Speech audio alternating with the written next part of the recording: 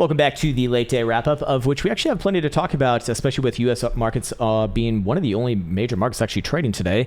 So with that said, I would like to follow up on a few things on Bitcoin, maybe Mr. Buteau as well, and I'd like to wish you a happy Easter Monday. He has risen, and for all the regular Monday people over there, happy Monday too. Whatever. Anyways, with that said, just having some well wishes, man. There's nothing wrong with that. Please understand intentions. Anyways, start off with Dixie as always. What are we looking at right here? We did say that we were looking for a reversal off of the $93.50 target that we had from literally like several months prior. Finally got hit like a week. Like last week, actually, middle of last week.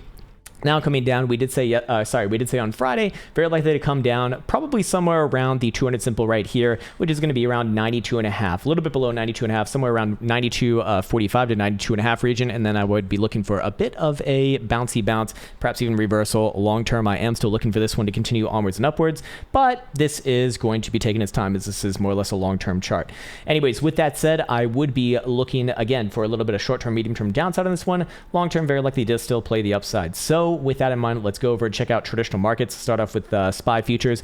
We were looking for essentially continuation from this morning's video. And what are we looking at? Oh, what is this? New continuations. TSI being the key critical component of that bias there, given the bullish cross at the end of last week. Now following through with that. Also daily RSI telling the story after that, off of that hidden bullish divergence, multiple drives off the lows right here. And what would I be saying off this? I would be saying that I'd be still bullish. Yes, I know that it does look crazy, but I would be looking for this one to ultimately take a stab up towards like 41.50 before the next sort of medium term pullback. Short term, does it play at a little bit of a sideways range where we're at right now? I mean, it kind of already did. I was looking for a sideways range between the 414 and the 272, and that was basically that high right there at 40.40 all the way down to 40.20. I mean, pretty much straight on line with that. Yeah, you got it right fucking there and right fucking there. Nice one. Anyways, with that said, it looks like we are ready to break the range, so it is time to trend once again. And I imagine that does essentially bode well for all world markets and very likely Bitcoin and cryptocurrencies in general as well. Anyways, moving on to Dow Jones. Oh, what do you know? New all-time high. Still looking at, what is this, 33,500? Yeah, 33,500-ish region before the next sort of short-term pullback. And for NASDAQ, completing the actually long-term reversal here. Not long-term reversal, but medium-term reversal, long-term continuation off the confirmed higher low. And would I still be sticking with my 13,700-ish target? Yeah. Would I be looking for new all-time highs on this one in conjunction with all other major indices? Yeah, I would. So again, short term, I would be looking for this one to continue onwards and upwards, probably up towards about 13.6-ish region. Probably does play out a short-term pullback from that region. However, long term, the continuation phase is real. All world markets are continuation here. Again, April is more or less a bullishly biased month to myself. We can go check out gold really quick here too. And what is gold looking like? Gold actually looks like it has a bit of a short-term reversal going on right now. Technically speaking, I would like to see a confirmed closure on a new high above that 1745 tick right here. It looks like I will be wrong about looking for further downside if that does indeed happen, because I would be targeting a move back up once again towards just south of 1800, somewhere around 1790-ish region. And that actually would start to look a lot more like a long-term reversal if that does happen.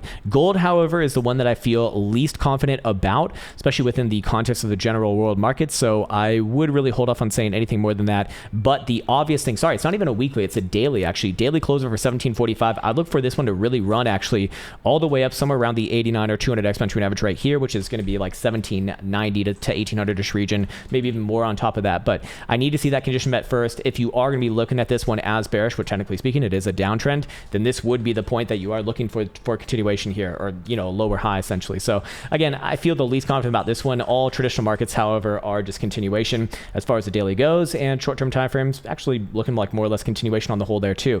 Now I want to go to Bitcoin here because Bitcoin actually is doing some of significance.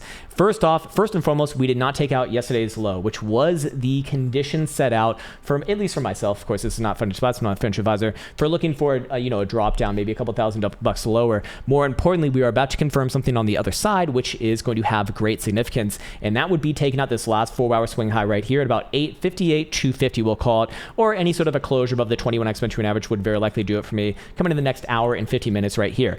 If that does indeed happen, I would look for a move at the very least to about about 60,000 bucks and fill the CME gap from Friday closure, which is literally right just above 60,000 bucks. So I would be looking for at the very least to move towards there, and then comes the real test.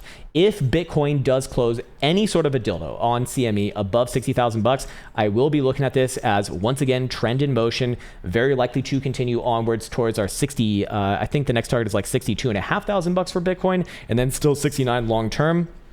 However, if it does reject from here, I'd essentially be looking for a range to happen between about 60,000 bucks and our current low of about just below 57,000 bucks right now. It is looking to me, however, like Bitcoin likely does want to actually run away with this one. Most importantly, because Mr. Beaterall is kind of leading the party right now, as we do head back up towards about 2,100 bucks. Sorry, I almost said 21,000. We were bullish on it from this morning's video, saying that, look, this one's bullish as long as it's put in higher lows, and more importantly, as long as it's just not breaking back down below the breakout trend line from, hey, motherfucker, get over here.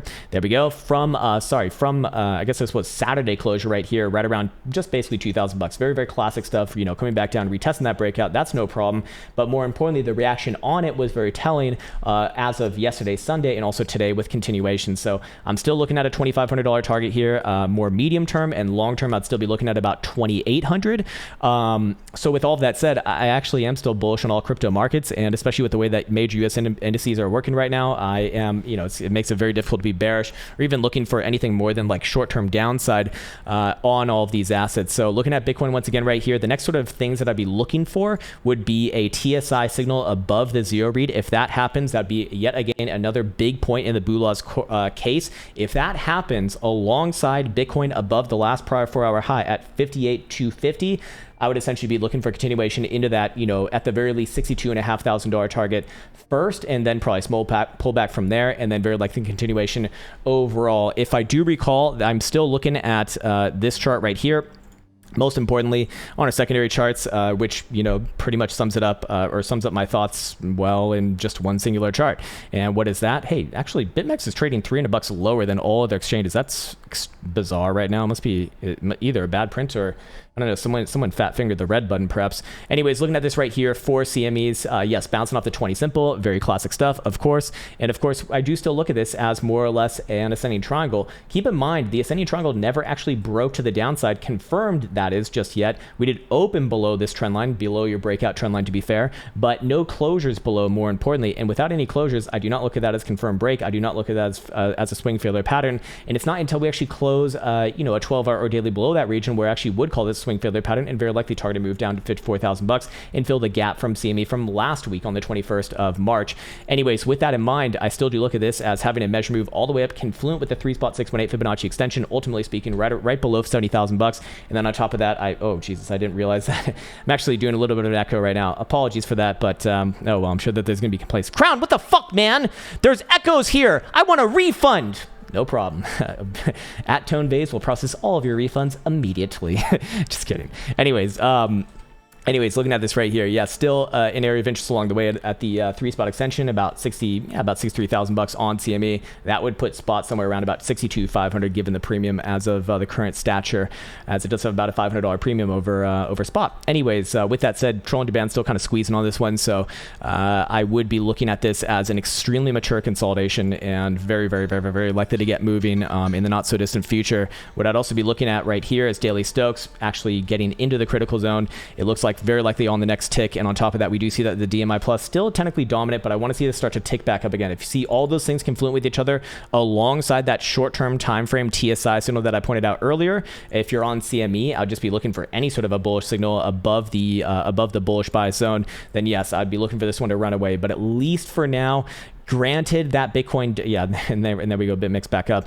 Granted that Bitcoin even closed like a 2-hour dildo above 58,250. Let's see if that actually works. Yep, it certainly would right here. I mean, even just taking out the high of this consolidation, which is like 58,500-ish region, so not that further away, then I would be looking for, very, very extremely likely Bitcoin to head up somewhere around 60,000 bucks. Then the test does come. If there's any sort of a closure above there on any sort of even a 2-hour time frame, I very likely would be looking for this one to work its way into the deeper $60,000 territory. And again, granted the structure in traditional markets and the continuation of new all-time highs basically on all major indices, I'm more or less bullish here. So with that said, I'd like to wish you the best and the happiest. Take care and see you soon.